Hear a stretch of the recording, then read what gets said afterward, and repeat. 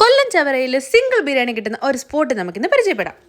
ഒരു പ്ലേറ്റ് ബിരിയാണി റൈസും ഒരു ചിക്കൻ പീസും അതിനോടൊപ്പം തന്നെ സലാഡും അച്ചാറും പപ്പടവും ചേർന്നിട്ട് നമ്മുടെ വാഴയിലയിലാണ് നമ്മുടെ ഈ സിംഗിൾ ബിരിയാണി സെർവ് ചെയ്യുന്നത്.